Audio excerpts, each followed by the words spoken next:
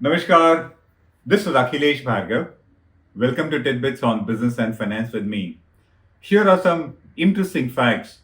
While America battles the corona crisis, which is yet to hit a peak there, it also faces a huge shortage of protection gear, testing kits, perhaps ventilators, and all the vital equipment needed to battle the crisis.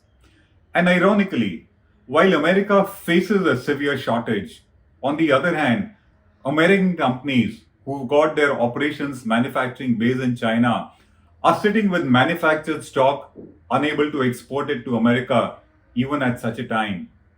While America suffers from shortage of equipment, its own companies, which have got manufacturing bases in China, have got those very manufactured items sitting in warehouses awaiting official approvals from the Chinese government to be able to ship them to the US. Which are the companies? Take the examples. There's an American company called Perkins and Elmer. It manufactures test kits so needed in order to battle the crisis.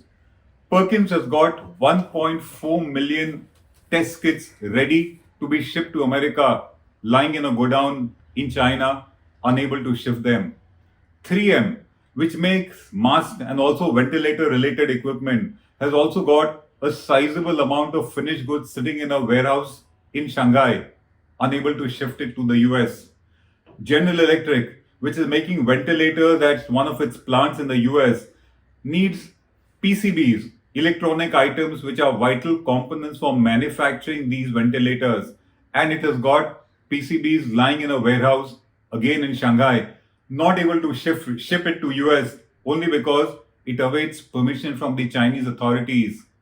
Owens and Minor, another American company which manufactures masks, it has got 2.4 million masks lying in a godown in China, waiting for permission from China to ship it to the US. And a company called Celex, which manufactures kits for testing antibodies, has got millions of test kits lying again in a godown in China, not able to ship it to the US only because it awaits regulatory approvals from China. How ironic! American companies with their own manufacturing plants in China needing equipment ready to be shipped cannot do it only because those plants are there in a third country. This is one of the fact or incidents which highlights why today a number of multinationals of various countries want to shift out of China. Take the case of Japan. Japanese companies have got a large number of manufacturing plants in China and they manufacture a lot of equipment there in a two-way trade. Thus, today, China is the biggest trading partner for Japan. And in the last 2 3 months, there has been a huge disruption of supplies between China and Japan, such that Japanese companies have been suffering. The Japanese companies having their wholly owned subsidiaries in China are not able to get components back to Japan, and thus their own manufacturing is suffering. And because of that, today, the Japanese government has announced a package of $2.2 billion by way of aid to any Japanese company wanting to shift its manufacturing operations back to Japan or to any other country from China. Japanese companies are actually seriously considering shifting out of China in a big way. 2,600 Japanese companies are already said to be considering this shift, and many more will join the queue as its government is willing to give aid to do so. What is said is at least the high value added items which are manufactured by Japanese companies in China are going to be shifted out from China to Japan itself. And those which manufacture components and other low value add items might be shifted to countries in Southeast Asia, hopefully India also.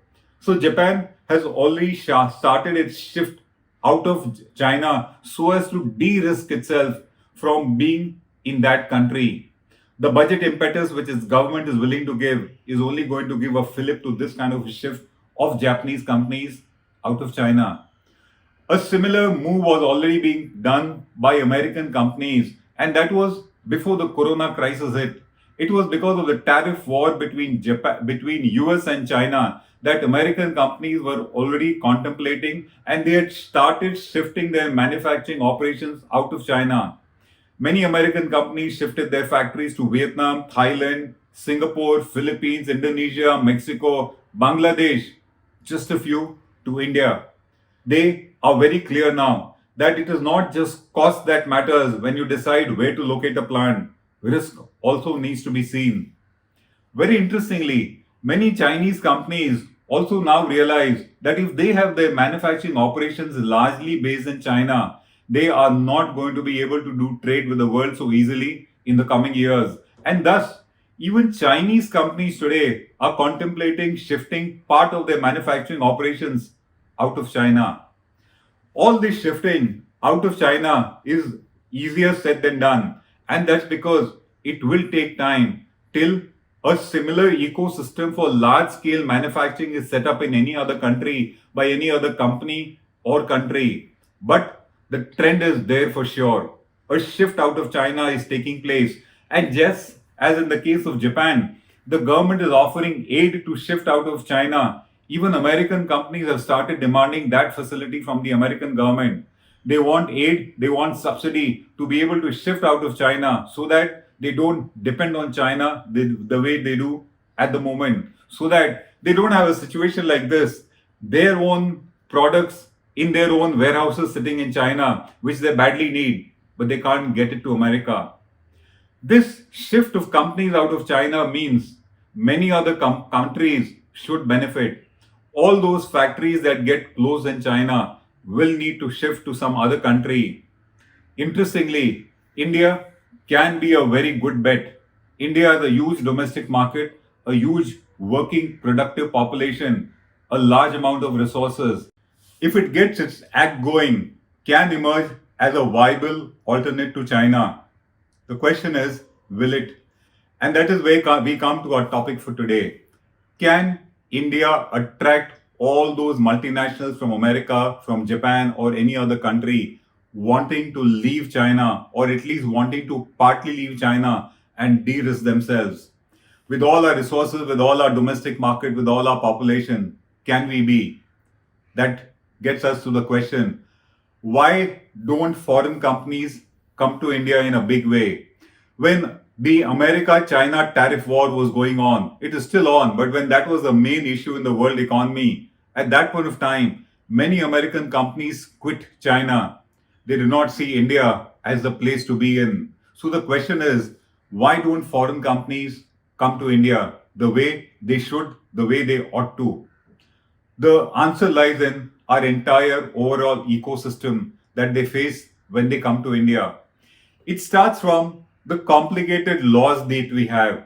It starts from the uncertainties in administration of laws that we have. It starts with the cost of compliance with those laws. So on paper, the government likes to claim that you can perhaps form a company within a day.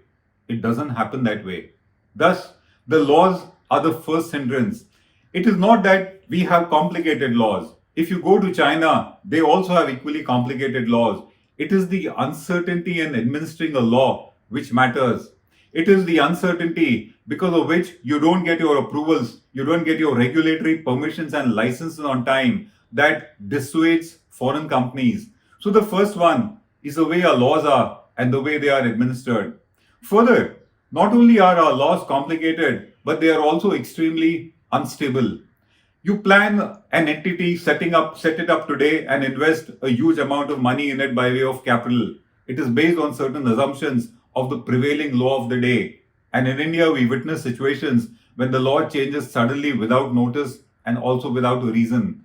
It completely alters the equation on the basis of which a foreign entity had come to India. So, apart from complicated laws, it is the unstable laws in India that make it a very difficult decision for foreign companies to set up base in India. It's a huge risk factor. Then comes our famous red tape, which not only breeds corruption, but it also breeds unending delays in the way all kinds of approvals come. Red tapeism has set back India's economy for many decades, if you ask us, and it has only become longer with each passing government. Mr. Modi had promised minimum government and maximum governance. The opposite has happened. Red tapeism has only increased. That gets us to two extremely important factors why foreign companies shy from coming to India. The first is corruption, and the second is what we call extortion. Corruption is not just in the public sector or in the public bureaucracy, it is also there big time in the private sector in India. And it is this which is a big dissuading factor for foreign companies to come to India. Every developed nation has a law which prohibits the company from indulging in any kind of corruption. It's a crime because of which the CEO of the company can be arrested. Thus, corruption becomes a huge dissuading factor for a company to come to India. The other reason is extortion. You set up your office, you set up your plant, you set up your manufacturing operations anywhere. In India, the experience is that in every region, every territory, every lane, every city, there is a local dada who has got the protection of the ruling politician, and they are known to extort money directly or indirectly. This extortion dissuades foreign companies from coming to India.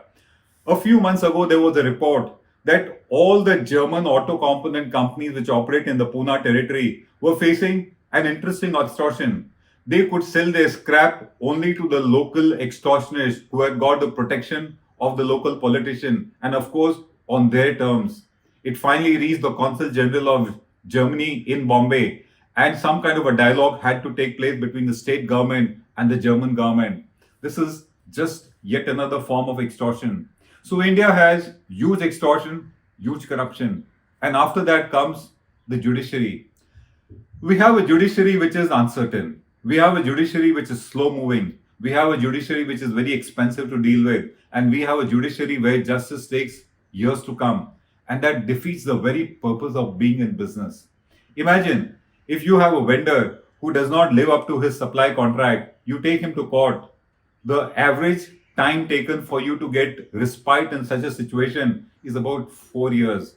And that too, after a lot of expenditure on lawyers, etc.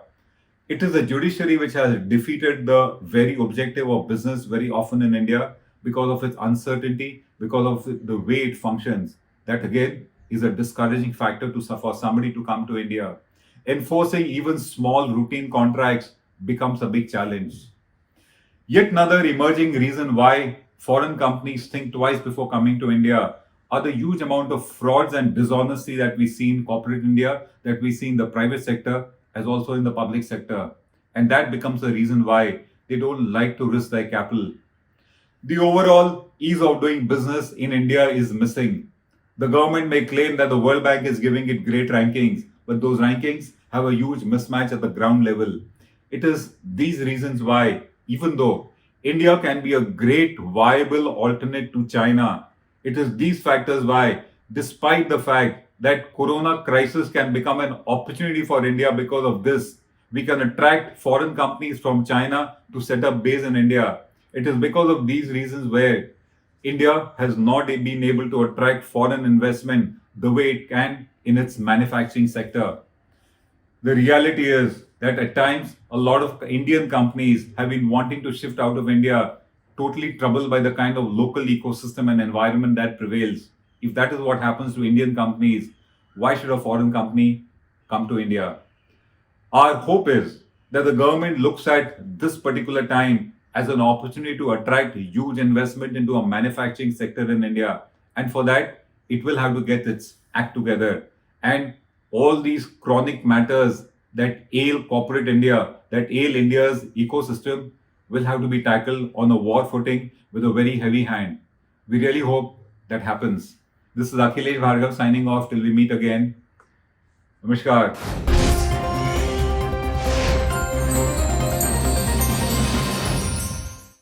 Now be the first to know about the latest updates on our new news app. Go on your Android or iOS, search for HW News Network. Download our app, choose the language you prefer to get updates in, and be up to date with the latest news.